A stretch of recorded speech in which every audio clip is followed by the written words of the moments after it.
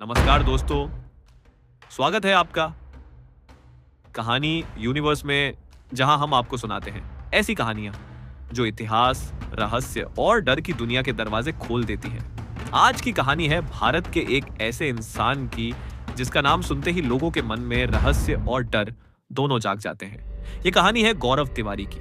कहते हैं कुछ लोग अंधेरे से डरते हैं, लेकिन कुछ ऐसे भी होते हैं जो अंधेरे के पीछे छुपे सच को खोजने निकल पड़ते हैं। गौरव तिवारी भी उन्हीं में से एक थे। गौरव तिवारी का जन्म एक सामान्य भारतीय परिवार में हुआ था। बचपन से ही उनका स्वभाव बाकी बच्चों से थोड़ा अलग था। जब दूसरे बच्चे खेलते थे, गौरव अक्सर चुपचाप बैठकर किसी अनजानी चीज को महसूस करने की कोशिश करते थे। कहा जाता है कि बचपन में ही उन्हें कई बार अजीब परछाइयां दिखाई देती थी। कभी घर के कोने में कोई खड़ा लगता, तो कभी रात में किसी के कदमों की आवाज सुनाई देती। लेकिन जैसे जैसे वे बड़े हुए, उनका डर खत्म हो गया और उसकी जगह आ गई जिज्ञासा। युवावस्था में गौरव तिवारी ने तय किया कि वे इन रहस्यमयी घटनाओं का सच जानेंगे। दुनिया भर के पैरानॉर्मल रिसर्च के बारे में जाना और फिर शुरू हुआ उनका सफर।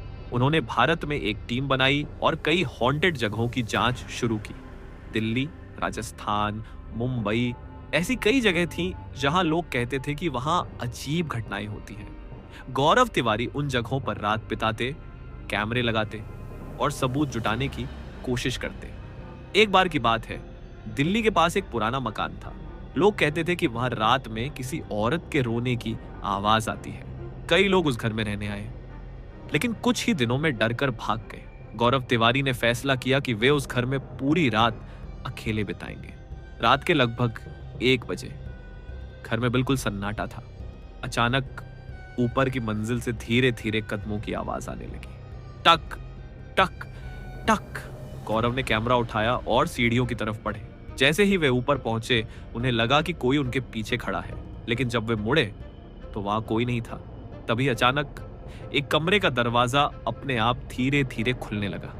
कमरे के अंदर घना अंधेरा था। गौरव ने टॉर्च जलाई और जो उन्होंने देखा वह आज तक एक रहस्य बना हुआ है। कैमरे में एक सफेद परछाई कुछ सेकंड के लिए दिखाई दी और फिर अचानक गायब हो गई।